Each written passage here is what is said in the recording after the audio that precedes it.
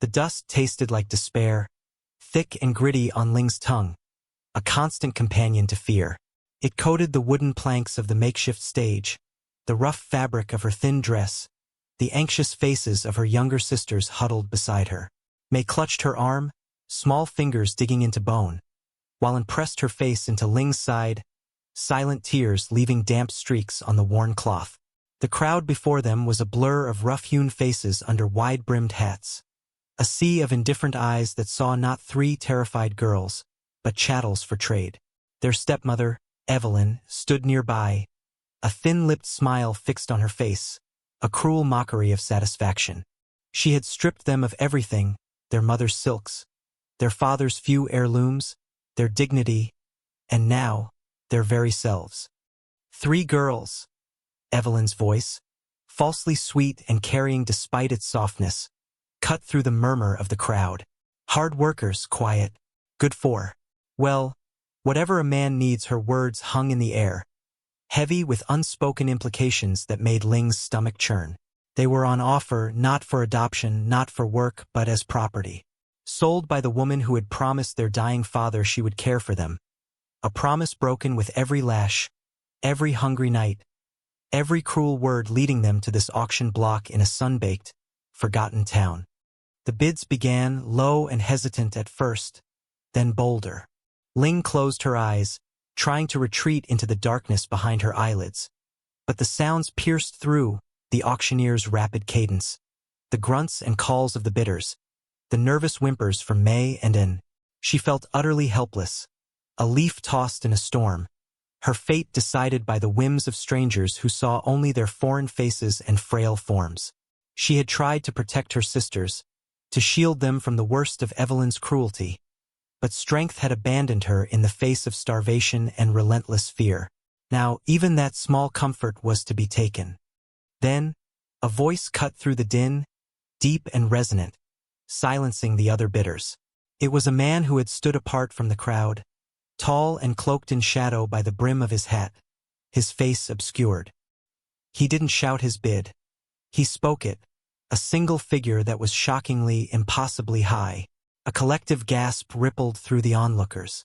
Evelyn's smile widened, a predatory gleam in her eyes.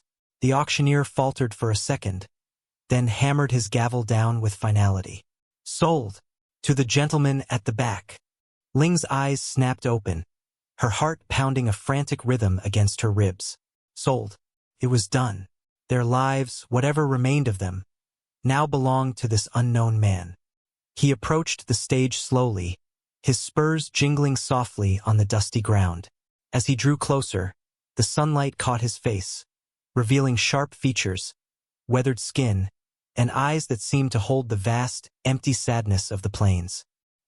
He was unlike the other men here, cleaner, his clothes worn but well-kept, and he moved with a quiet, purposeful grace that was unsettling. He didn't look at Evelyn, didn't look at the crowd. His gaze settled briefly on the 3 of them, a look Ling couldn't decipher, not cruel, not kind, just assessing. Fear, cold and absolute, gripped her. What terrible fate awaited them now? The man paid Evelyn without a word, his hand brief and impersonal as he took the papers from her grasping fingers. Evelyn didn't meet his eyes, her face a mask of avarice and false humility now that the transaction was complete. Then the man turned to Ling and her sisters. He didn't offer a hand, didn't smile, didn't issue a command. He simply gestured with his head towards the edge of the stage, his eyes calm but unyielding. "Let's go," he said, his voice low, a rumble that held no threat, yet brooked no argument. May Annan whimpered, clinging tighter to Ling. She swallowed, the dust scraping her throat, and nodded, her legs trembling. With a final, fearful glance back at the disappearing figure of Evelyn, who was already counting the money, Ling led her sisters down from the stage, stepping into an unknown future beside the man who had bought them. The wagon was sturdy, smelled of leather and wood smoke, and was blessedly empty save for a few supplies. The man didn't force them in. He simply waited, holding the horses' reins loosely. Ling helped May and Ann climb aboard, their small bodies stiff with apprehension. They huddled together on the bench seat, watching him as he swung himself up onto the driver's seat beside them, his movements economical and silent. He didn't look at them directly, his gaze fixed on the road ahead. The journey began, the wheels creaking a mournful tune over the rutted path. The sun beat down mercilessly, but the man, he hadn't introduced himself, and Ling dared not ask, had a canvas cover stretched over the back of the wagon, offering a small patch of shade. He didn't offer them water, but he drank sparingly himself, and when he did, he left the canteen within reach on the seat between them. It was a small gesture, perhaps unintentional, but it was more than Evelyn had ever offered them. Hours passed in silence, broken only by the sounds of the wagon and the wind. Ling watched him from the corner of her eye. His face was set, his jaw firm, his hands capable on the reins. He seemed entirely self-contained, a part of the harsh landscape rather than just passing through it. He didn't demand they speak, didn't question them, didn't subject them to the constant stream of criticism and commands they were used to. This silence was unnerving, a different kind of tension than the one they had known, but it was also strangely peaceful. When they stopped for the night near a small, dry creek bed, the man set about making camp efficiently. He built a small fire, his movements practiced and quiet. He didn't ask them to help, though Ling was used to being ordered to do all the work. He boiled water for coffee, then produced a pot and some dried beans and salt pork. As the food cooked, the aroma, simple but savory, drifted towards them. Mei and An, their earlier fear giving way to hunger, stirred beside Ling. He dished the food into 3 tin plates, setting them on the ground near the fire. He didn't call them over. He just placed the food there, then sat down a little distance away with his own plate. Ling hesitated, watching him. He ate slowly, deliberately, seemingly oblivious to their presence. After a moment, hunger, a stronger force than fear, propelled her forward. She nudged her sisters and they crept towards the fire, accepting the plates with trembling hands. The food was plain but warm and filling. They ate quickly, glancing up at the man occasionally. He never met their eyes. When they finished, he collected the plates, rinsed them with sand and a little water, and then sat by the fire, staring into the flames. He didn't speak of what they were or what he expected. There was no leering gaze, no heavy hand, none of the casual cruelty they had braced themselves for. He simply existed, a quiet, watchful presence. Ling wrapped her arms around her sisters, pulling them close under the worn blanket the man had produced from the wagon. As they drifted towards sleep, Ling's fear was still a cold knot in her stomach, but a tiny, fragile tendril of curiosity had begun to sprout alongside it. This man, he was a mystery, and in the brutal calculus of their lives, a mystery was marginally better than a known terror. Days blurred into a routine dictated by the sun and the rhythm of the wagon wheels. They traveled across vast, empty landscapes under an immense sky. The man spoke little, mostly quiet commands about the road or the horses.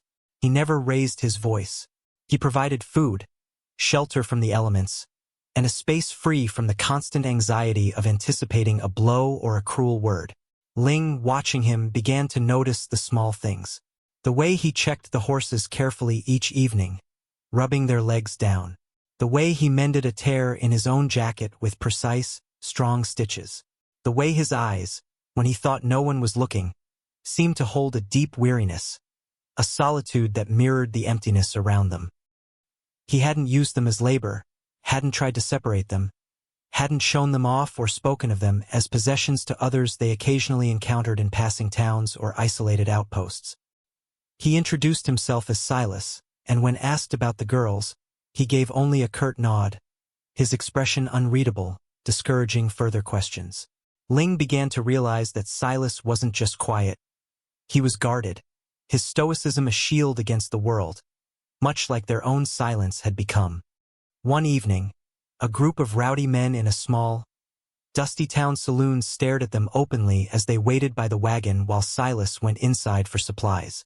Their gazes were sharp, assessing, predatory. Ling felt the familiar prickle of fear, pulling her sisters closer. One of the men started to saunter towards them, a leering smile on his face. Before he could reach them, Silas emerged from the saloon, his expression hardening slightly as he took in the scene. He didn't draw a weapon, didn't shout. He simply stopped, his eyes meeting the approaching man's with a quiet intensity that seemed to drain the leer from his face. The man hesitated, then, inexplicably, seemed to shrink under Silas's gaze, mumbled something inaudible, and retreated back to his companions. Silas didn't acknowledge them, didn't comment. He just got back into the wagon, his movements deliberate, and drove them out of the town without looking back. That night, Ling lay awake, the memory of that small confrontation replaying in her mind. Silas hadn't needed words or force. His presence, his quiet resolve, had been enough. It was the first time since her father died that Ling had felt anything resembling protection. It wasn't a warm, comforting shield, but a solid, unyielding barrier. It challenged everything she thought she knew about being powerless, about being owned. Weeks turned into a month. They arrived at a small, remote property nestled against foothills, a modest cabin and a patch of land. This was Silas's home.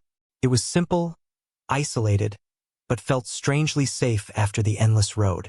He didn't give them chores in the conventional sense, but rather showed them how to help, tending a small garden patch, learning to handle the chickens, helping with cooking over the hearth. He taught them practical skills, treating their input with respect, correcting them patiently when they made mistakes. He taught Ling how to mend clothes properly, how to saddle a horse, how to read the weather signs in the sky. The initial fear had receded, replaced by a cautious trust.